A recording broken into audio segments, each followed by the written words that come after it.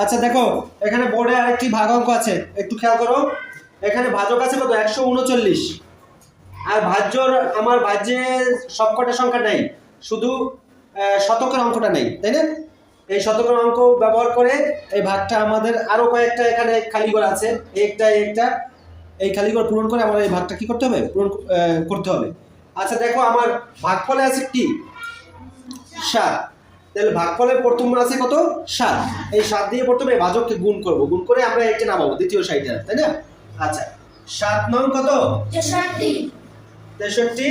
3 হাতে কত, 6 6। 3 7 21 21 আর 6 27, 27 এর 7। হাতে কত, 2। 7 1 7 আর ওই হাতের 2, 7 আর 2 9 9।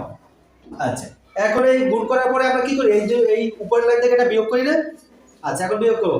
3 আছে কত হইলে 5 হইবে, বা 5 থেকে 3 গেলে থাকে কত, 2। কিন্তু এখানে কত তা আমার নাই। আমি এখানে আমার নিচের দিক খেয়াল করো, নিচে এখানে কত নামানো আছে।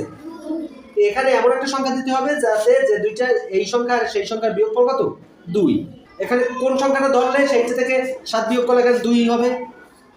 যদি আমরা 9 ধরি, এই দেখো 9, তাহলে 9 থেকে 7 বিয়োগ করলে কত হয়, ঠিক আছে? আর এই 9 9 মিলে 0, এখানে আর বাম পাশে 0 দেওয়ার দরকার নেই। আচ্ছা এখন এই প্রথম ভাগফলের এই 7 দ্বারা গুণ করা হলো। এখন আমরা কি করব, এইখানে প্রথম তো 3 ঘরের মধ্যে গিয়েছিল, এখানে একটা সংখ্যা ছিল না, এটা এখানে নামানোই আছে। এখন 1 দিয়ে গুণ করব। এখন কি করব, 9 1 9 এই তৃতীয় লাইনে চাইতে 1 দিয়ে গুণ করলাম, 9 1 9, 3 1 3 আর 1 1 1 1। এখন 9 আস কত হলে কত করতে হবে, এখানে আস কি 3 মানে উপরটা বড়, তাহলে কি ধরতে হবে, 1 10 ধরতে হবে। 9 আস কত, 13 হইবে কত, 4। হাতে 1, 3 এর 1 4 আস কত হলে কি হবে, কত 8। তাহলে এই 8 মিলছে, দেখছো?